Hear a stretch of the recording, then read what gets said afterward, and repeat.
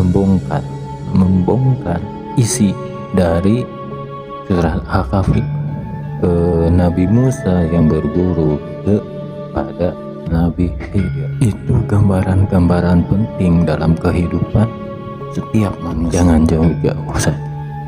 Saya saja contohnya. Ketika saya menjelaskan sesuatu lebih dalam, apa banyak orang yang percaya dengan penampilan saya seperti ini? Sudah saatnya bertemu Satrio Piningit. Kita percaya Quran, tapi kita tidak tahu isi Quran. Kata Kanjeng Nabi Muhammad, ketika adanya Dajjal, yang dilihat tangan kanan itu surga, ternyata neraka. Yang dilihat tangan kiri itu neraka, ternyata surga.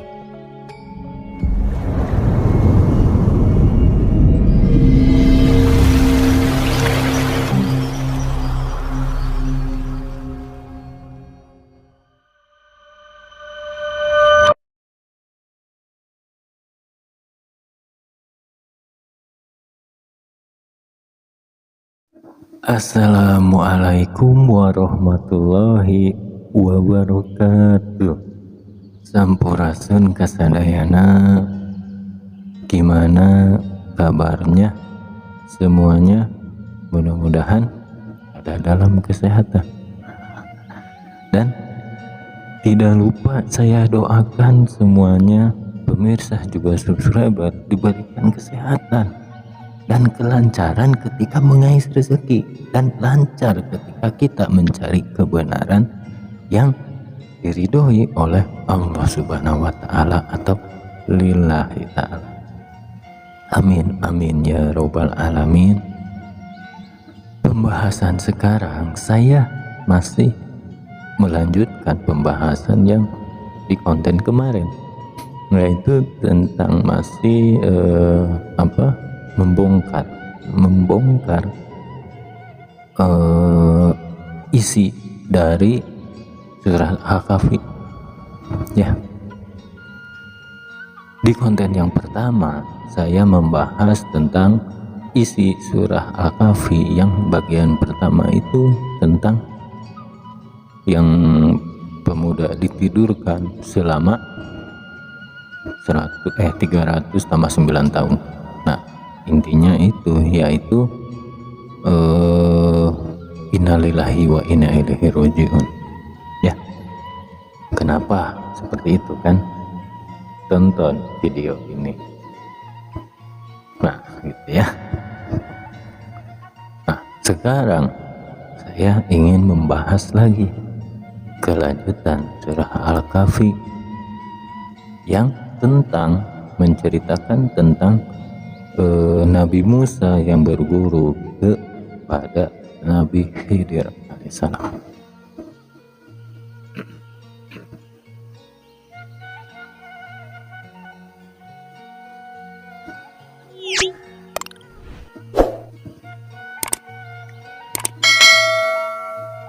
Nabi Musa berguru kepada Nabi Khidir, yaitu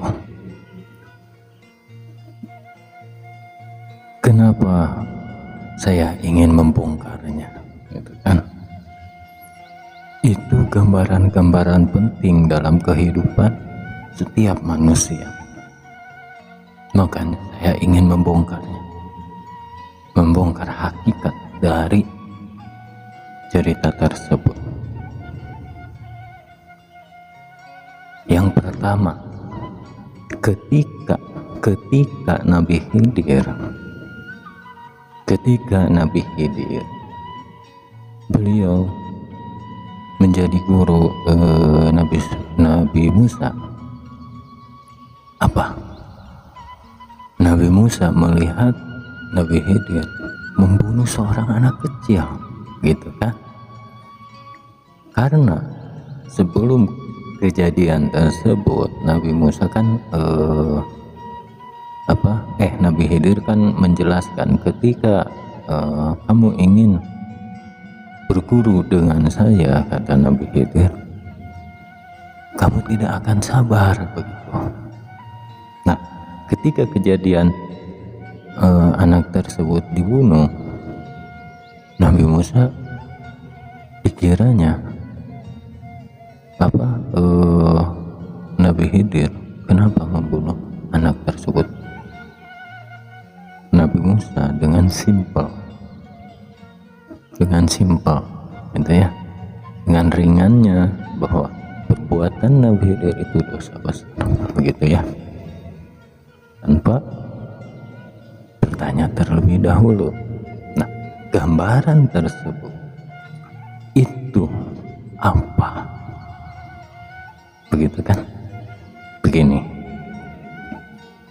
saya kasih contoh, jangan jauh-jauh saja. Saya saja contohnya. Ketika saya menjelaskan sesuatu lebih dalam, apa banyak orang yang percaya dengan penampilan saya seperti ini?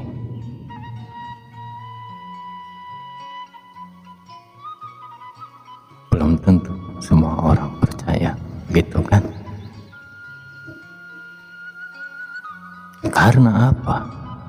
Kebanyakan orang yang diutamakan itu penampilan. Kalau saya menjelaskan sesuatu, apalagi tentang ayat, menggunakan baju, ibaratnya pakaian saya pakaian ulama lah, tidak seperti ini, kemungkinan banyak yang percaya, begitu kan? Ini yang dimaksud Nabi Khidir. Makanya sabar. Apa arti sabar yang disebutkan Nabi Khidir kepada Nabi Musa? Sabar itu ketika mempelajari sesuatu, jangan mudah menyimpulkan itu, ya, karena kita belum tahu apa maksudnya, begitu kan? Kalau dalam Jangka Jayabaya menyebutkan ada yang sudah saatnya bertemu Satrio Piningit, begitu kan? Tapi jika yang belum saatnya, jangan iri hati. Nah, itu sama artinya. Jika yang sudah saatnya itu, yang mengerti, ibaratnya yang saya bahas, ya. Kalau yang belum saatnya, yang belum mengerti, yang saya bilang apa? Pemikirannya masih pendek, masih mendasar, begitu. Makanya jangan iri hati dalam Jangka Jayabaya, yaitu jangan mudah menyimpulkan ketika kita belum mengerti.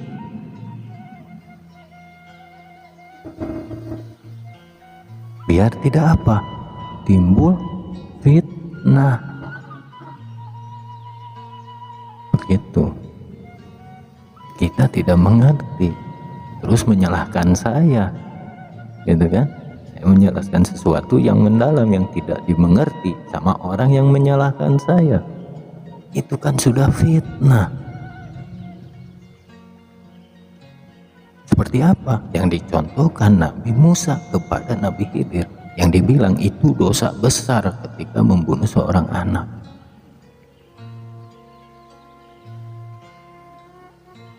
Apa itu contoh yang dibilang Quran atau yang disebutkan ayat yang ada dalam Quran juga bohong? Jangan munafik makanya jadi orang. Pelajari dulu. Kita percaya Quran tapi kita tidak tahu isi Quran. Munafik itu namanya. Jangan seperti itu, ya. Katanya percaya tapi kita tidak menjalankan dalam hidup, munafik itu. Jangan begitu. Saya bicara seperti ini pengalaman saya, pengalaman hidup saya yang saya jalani, begitu. Semua konten-konten saya mengalaminya. Karena Apa? Karena saya tidak mau dibilang orang munafik. Kenapa penampilan saya seperti ini? Bukan jaminan penampilan saya. Bukan jaminan. Jaminan apa? Bukan jaminan kita ibaratnya akan diterima di akhirat nanti. Bukan jaminan penampilan, tuh bukan jaminan. Kemudian ada cerita perahu yang dilubangi. Ya, cerita perahu yang dilubangi itu anggapan Nabi Musa kepada Nabi Khidir, yaitu kenapa dilubangi?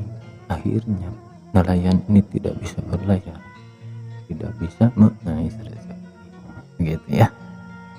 Nah, apa yang didapat dari cerita tersebut? Gitu.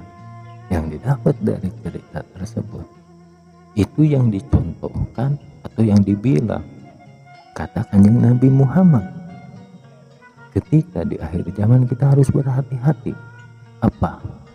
Ketika adanya Dajjal, yang dilihat tangan kanan itu surga, ternyata neraka. Yang dilihat tangan kiri itu neraka, ternyata surga. Berarti apa? Seolah-olah kita mempelajari hal yang benar, ternyata salah. Seolah-olah kita berargumen yang benar, ternyata salah. Terus kebalikannya, yang kita kira argumennya atau pengetahuannya itu salah, ternyata benar. Jadi intinya apa itu? Tetap jangan mudah menyimpulkan. Sabar. Karena jawabannya akan kita dapatkan di kehidupan kita. Kita menjalani hidup, jawabannya akan dapat dengan sendirinya. Ketika kita sudah pasrah kepada Tuhan yang Maha Kuasa, innalillahi. Begitu. Ya.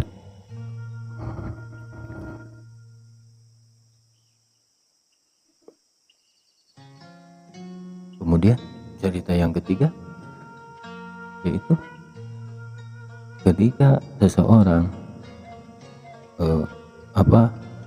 seorang anak yang rumahnya berlubang, gitu kan? Nah, Nabi Khidir ikut menutupinya lubang tersebut karena di dalam rumah itu ada harta,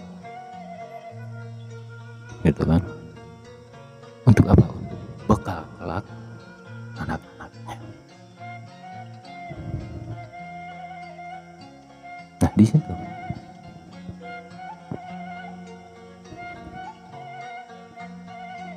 apa maksudnya?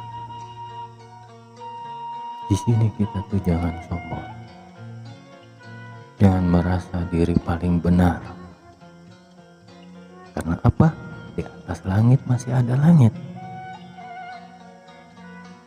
Itu pembelajaran yang diberikan Nabi Khidir kepada Nabi Musa. Kita ambil, bongkar hakikatnya seperti apa yang tadi saya jelaskan. Jadi intinya apa? Ketika saya menjelaskan tentang pengalaman saya, tentang satu ini atau bocah Angon, kenapa saya bilang itu 3 sifat, itu kan? Saya mengalami semuanya, saya jalani semuanya seperti itu. Karena apa? Saya ibaratnya tidak mau dibilang orang munafik. Kenapa? Yang saya berikan, yang saya share pengalaman saya, itu ibaratnya saya menjalankan apa yang ada atau apa isinya ayat-ayat Quran. Karena saya ingin yang disebut khatam Quran, meskipun saya buta huruf akan huruf Arab, saya tidak bisa baca huruf Arab, tapi saya memanfaatkan teknologi, memanfaatkan hidup saya memanfaatkan fasilitas yang ada. Dari bahasa Arab bisa menjadi bahasa Indonesia.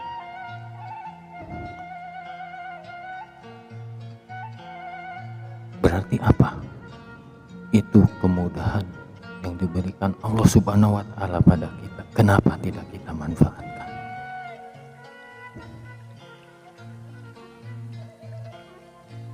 Itu kan ibarat begini ya. Contoh yang ketiga tadi, ibarat saya memberikan, atau dari ketiga contoh yang diberikan Kanjeng Nabi Khidir kepada Nabi Musa. Kenapa Nabi Khidir kepada Nabi Musa, bukan kepada manusia biasa, tapi kepada Nabi? Kenapa memberikan contohnya kepada Nabi?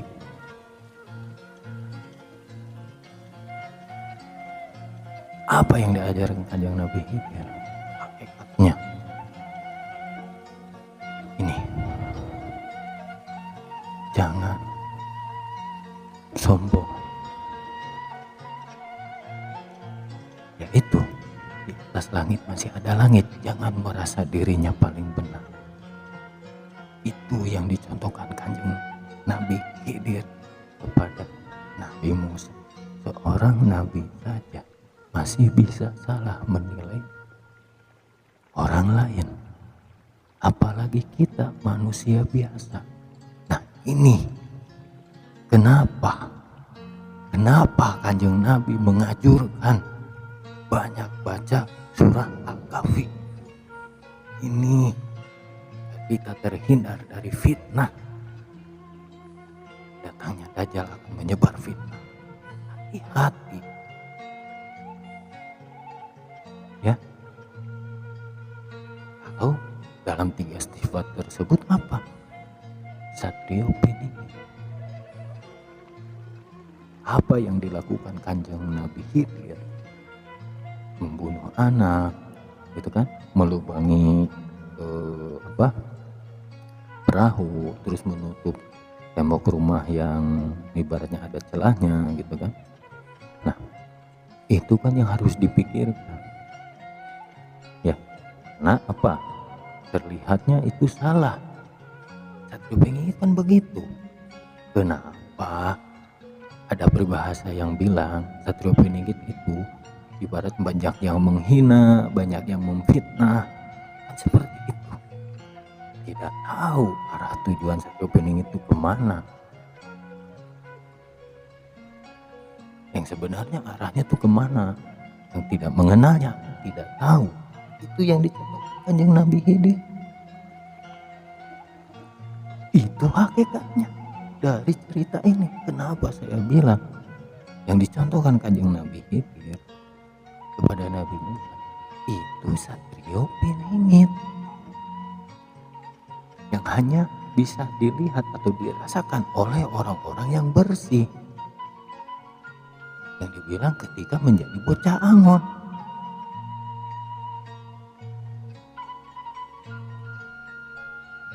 Yang apa bocah angon? Yaitu yang innalillahi itu, yang bercerita tentang pemuda di dalam gua. Begitu ya, mudah-mudahan bisa difahami. Ambil positifnya ya, jangan pernah menyimpulkan dengan gampangnya gitu, tanpa kita harus mempelajari. Terus kita terpikir, oh ini salah gitu ya. Karena ada contohnya dalam Quran juga, Nabi Khidir kepada Nabi Sulaiman. Ini ya, sekian pembahasan kali ini, mudah-mudahan bermanfaat. Wassalamualaikum warahmatullahi wabarakatuh.